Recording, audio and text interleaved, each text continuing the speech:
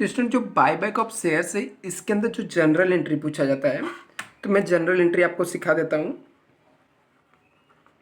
Buyback of shares chapter में general entry जो आ सकता है, अभी यहाँ पर स्टूडेंट चार जनरल एंट्री तो मोस्टली फिक्स आते हैं, बाकी इररिलेवेंट एंट्री आते हैं जो कभी कभी आते हैं। तो सबसे पहले मैं आपको वो चार एंट्री बता देता हूँ जो बार बार सब में, हर एक सब में रहेंगे।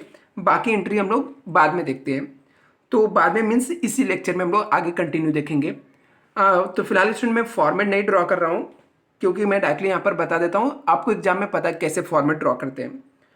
तो बाय बैक ऑफ शेयर्स की जनरल एंट्री की बात करें तो सबसे पहले हम लोग यदि बाय बैक करते हैं, तो बाय बैक का मतलब मैंने ऑलरेडी बताया था कि बाय बैक ऑफ शेयर्स मतलब हम लोग शेयर्स को रिटर्न खरीद रहे हैं। अभी सिंपल सी बात है बच्चा, यदि हम लोग शेयर्स रिटर्न कंपनी ले रही है पब्लिक से, तो कंपनी के पास क्या आएगा? शेयर्स आएगा। सीधी सी बात है, कंपनी के पास शेयर्स आएगा तो कंपनी इक्विटी शेयर कैपिटल को डेबिट करती है। क्यों? क्योंकि कंपनी के पास शेयर्स है, तो company equity share capital account को क्या कर देगी? डेबिट कर देगी।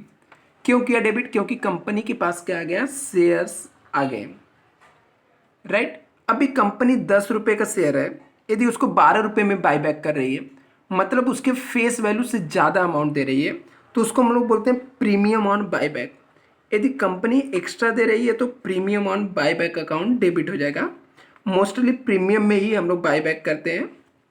यदि मान लो एट पार पे करेगी तो नहीं आएगा, डिस्काउंट में करेगी तो डिस्काउंट क्रेडिट में आएगा। बट कंपनी मोस्टली क्या होता है? प्रीमियम में बाय बैक करती है।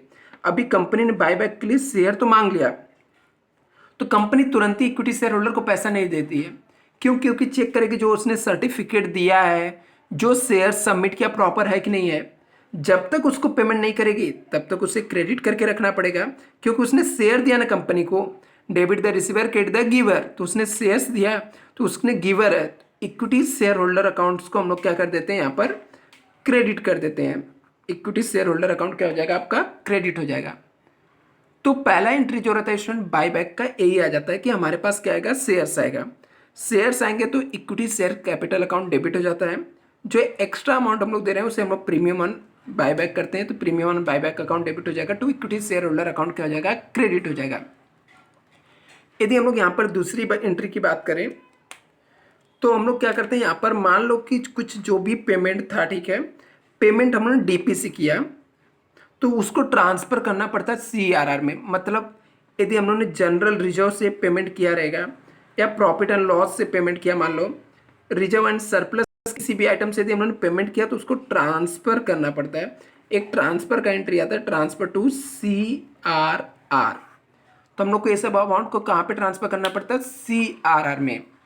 तो जो भी आइटम हम लोग यूज किए रहते हैं स्टूडेंट, चाहे जनरल रिजर्व यूज किए रहे, चाहे प्रॉफिट एंड लॉस यूज किए रहे, जिसको भी, जैसे जनरल रिजर्व यूज किए रहेंगे या प्रॉफिट एंड लॉस यूज किए रहेंगे या रिवेन्यू रिजर्व हो गया, कोई भी आइटम जिसे यूज करेंगे उसे हम लोग डेबिट कर देंगे और सीआरआर अकाउंट क्रेडिट हो जाएगा। सीआरआर का फुल फॉर्म होता है कैपिटल रिडम्पशन रिजर्व होता है। तो सीआरआर का फुल फॉर्म क्या होता है? कैपिटल रिडम्पशन रिजर्व, ठीक है। तो कैपिटल रिडम्पशन रिजर्व अकाउंट क्या हो जाएगा? क्रेडिट हो जाता है यहाँ पर। अभी बात करते हैं कि जो एक्स्ट्रा अमाउंट रहता है, मतलब जो हमने एक्स्ट्रा यहाँ पर पेमेंट किया है प्रीमियम ऑन बाय बैक, इसको राइट अप करना पड़ता है। उसे हम लोग बोलते हैं POR, रिटर्न अप, मतलब कैंसल करना होता है। Premium on buy bank account यहाँ पे क्या हुआ है? डेबिट हुआ है। प्रीमियम ऑन बायबैक अकाउंट यहाँ पे क्या हुआ है? डेबिट हुआ है। तो डेबिट चीज को कैंसिल करने के लिए स्टूडेंट उसको क्या करना पड़ेगा? वापस से क्रेडिट करना पड़ता है। तो उसे हम लोग क्रेडिट कर देते हैं to premium on buyback account, credit हो जाएगा। और इसके जगह पे हम लोग डेबिट करते हैं जो भी हम लोग यहाँ पर यूज किए रहेंगे। जैसे सिक्योरिटी प्रीमियम यूज किया तो सिक्योरिटी प्रीमियम अकाउंट डेबिट हो जाएगा। यदि हम लोगों ने यहाँ पर प्रॉफिट एंड लॉस यूज किया राइट अप करने के लिए, तो प्रॉफिट एंड लॉस अकाउंट क्या हो जाएगा? डेबिट हो जाएगा। कैसे होता है स्टूडेंट? जब मैं प्रैक्टिकल सम कराऊंगा तो आपको दिखाऊंगा कि कैसे हम लोग इसको करते हैं इसको। इसके बाद आता है हम लोग को पेमेंट करने का। तो हम लोग इक्विटी शेयर होल्डर को क्या करते हैं, पेमेंट कर देते हैं। जब हम लोग पेमेंट करेंगे तो पेमेंट की एंट्री क्या आ जाएगी, payment to equity shareholder. तभी देखो हम लोगों ने जब पेमेंट नहीं किया था इक्विटी शेयर होल्डर को, यहाँ पे हम लोगों ने क्रेडिट करके रखा था फर्स्ट एंट्री में। जब हम लोग पेमेंट करेंगे तो equity share holder account debit हो जाएगा, equity share holder account debit हो जाएगा टू कैश और बैंक। हमारे पास से पैसा जाएगा तो कैश बैंक अकाउंट क्या हो जाएगा, क्रेडिट हो जाएगा। ये हमारी एंट्री जो 4 है हर बार आती है, तो इसको मैं एक लाइन ड्रॉ कर देता हूँ। इसके बाद एक्स्ट्रा एंट्रियाँ क्या क्या आती है, जैसे यहाँ पर आ सकता है आपको इन्वेस्टमेंट सोल्ड का। आपको बोला रहेगा कि इन्वेस्टमेंट को हम लोगों ने प्रॉफिट में सोल्ड किया, इन्वेस्टमेंट सोल्ड इन प्रॉफिट। मैं प्रॉफिट लिख रहा हूँ स्टूडेंट, यहाँ पे कोई जरूरी नहीं कि प्रॉफिट आएगा, हो सकता है लॉस भी हो सकता है। हम लोग कॉन्सेप्ट समझे रहेंगे तो प्रॉफिट एंड लॉस कुछ भी रहे राइट कर देंगे। यदि हम लोग इन्वेस्टमेंट सोल्ड करेंगे तो हमारे पास क्या आएगा, कैश आएगा।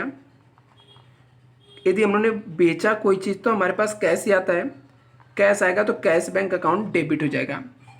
और हम लोगों ने इन्वेस्टमेंट सोल्ड किया तो हमारे पास से क्या जाएगा, इन्वेस्टमेंट गया, जस्ट एक मिनट स्टूडेंट। तो स्टूडेंट ये जो नॉइस आ रहा था बाहर, थोड़ा डिस्टर्बेंस है शायद, इसकी वजह से आप लोग को थोड़ा बाहर की भी आवाज़ आ रही होगी। तो कैश बैंक अकाउंट डेबिट हो जाएगा और हम लोगों ने इन्वेस्टमेंट सोल्ड किया तो हमारे पास से क्या, इन्वेस्टमेंट जाएगा। तो इन्वेस्टमेंट अकाउंट को हम लोग क्रेडिट कर देंगे। अभी इन्वेस्टमेंट को यदि हम लोगों ने प्रॉफिट में बेचा तो प्रॉफिट होगा, तो प्रॉफिट एंड लॉस अकाउंट को क्रेडिट कर देने का, profit and loss account credit हो जाएगा। यही इनकेस लॉस होगा तो प्रॉफिट एंड लॉस अकाउंट को क्या कर देना, डेबिट कर देना। तो एक ये इन्वेस्टमेंट से रिलेटेड एंट्री आती है। और क्या क्या एंट्री आ सकती है वो भी मैं आपको बता देता हूँ, एक्स्ट्रा क्या क्या एंट्री इस चैप्टर में आ सकती है।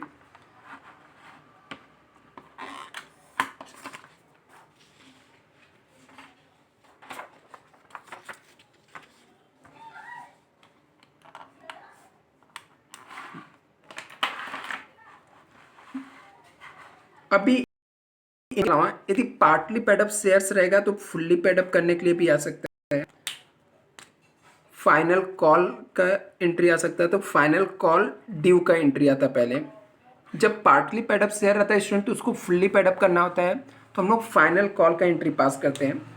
तो फाइनल कॉल इक्विटी शेयर से करेंगे, एक शेयर होल्डर से, तो final call on equity share holder account debit कर देने का, final call on equity shares account debit कर देंगे हम लोग, इक्विटी शेयर्स अकाउंट डेबिट। इतने से हमारा कैपिटल क्या हो जाएगा, इंक्रीज हो जाएगा टू इक्विटी शेयर कैपिटल को क्या कर देने का, क्रेडिट कर देने का। इक्विटी शेयर कैपिटल को हम लोग क्या कर देंगे, यहाँ पर क्रेडिट कर देंगे। अभी नेक्स्ट यहाँ पे आता है फाइनल कॉल रिसिप्ट की एंट्री आएगी। जब भी आपको पार्टली पेडअप रहेगा तो 2 एंट्री आएगी, ये दोनों एंट्री आएगी। तो हम लोग यहाँ पर फाइनल कॉल रिसिप्ट की एंट्री पास करेंगे, सॉरी। अभी फाइनल कॉल रिसीव करेंगे तो स्टूडेंट जब फाइनल कॉल हम लोग रिसीव करेंगे तो हमारे पास क्या आएगा, कैश आएगा। कैश आएगा तो कैश बैंक अकाउंट डेबिट हो जाता है, cash bank account debit to equity share on final call है। Final call on equity share को हम लोग से डेबिट किए रहते हैं, final call on equity shares, मैंने कॉल नहीं लिखा है पर final call on equity shares account को क्या कर देंगे, हम लोग क्रेडिट कर देंगे। तो ये एंट्री आ जाती है पार्टली पेडअप वाले केस में। यदि आपका पार्टली पेडअप शेयर्स रहेगा तो ये एंट्री आपको आ जाएगी यहाँ पर, कौन से केस में, पार्टली पेडअप शेयर्स रहेगा तो। और नेक्स्ट एंट्री क्या आ सकती है, जैसे हम लोग बोनस इशू करते हैं कभी कभी, या फिर हम लोग, तो स्टूडेंट जो बोनस शेयर्स हम लोग इशू करते हैं वो किस में से इशू करते हैं, हम लोग CRR में से इशू करते हैं। तो यदि हम लोग बोनस शेयर्स का अनाउंसमेंट करते हैं तो बोनस शेयर्स से रिलेटेड रहती है। तो CRR पहले से क्या होता है, क्रेडिट होता है। तो यदि हम लोग ने बोनस शेयर देने वाले हैं तो CRR अकाउंट को डेबिट कर देते हैं to equity bonus shares account को क्रेडिट कर देते हैं। यहाँ पे बोनस शेयर होल्डर भी लिखोगे तो भी चलेगा, सॉरी। इसके बाद हम लोग क्या करते हैं, बोनस शेयर इशू कर देते हैं। बोनस शेयर्स इशू, जब इशू करते हैं तो बोनस शेयर होल्डर अकाउंट को डेबिट कर देंगे। Bonus share holder account debit हो जाएगा और हमारे पास से कैश गया तो स्टूडेंट सॉरी, हमारे पास से इक्विटी शेयर जाएगा तो इक्विटी शेयर्स कैपिटल अकाउंट क्या हो जाएगा, क्रेडिट हो जाएगा। इक्विटी शेयर कैपिटल अकाउंट जाएगा, यहाँ पर क्रेडिट हो जाएगा। ये हो गया बोनस से रिलेटेड। अभी कभी कभी हम लोग मान लेते हैं कि फ्रेश इशू किए तो क्या होगा, फ्रेश इशू प्रेफरेंसेस, यदि प्रेफरेंसेस को फ्रेश इशू किया तो हमारे पास क्या आएगा, कैश आएगा। कैश आएगा तो कैश बैंक अकाउंट डेबिट हो जाएगा, कैश बैंक अकाउंट डेबिट हो जाएगा टू प्रेफरेंस शेयर्स कैपिटल क्या हो जाएगा, क्रेडिट हो जाएगा। प्रेफरेंस शेयर कैपिटल क्रेडिट हो जाएगा। प्रीमियम में रहेगा स्टूडेंट तो सिक्योरिटी प्रीमियम अकाउंट क्रेडिट हो जाएगा।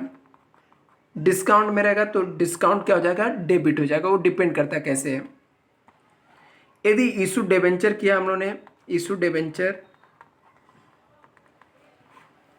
तो डिबेंचर इशू करेंगे तो सेम एंट्री आ जाएगा, cash bank account debit to debenture accounts क्या हो जाएगा स्टूडेंट, यहाँ पर क्रेडिट हो जाएगा। तो इतना सारी जनरल एंट्री स्टूडेंट पढ़ लेना है। इनकेस कुछ डाउट रहेगा तो आप लोग मुझे कमेंट जरूर करना। Thank you so much.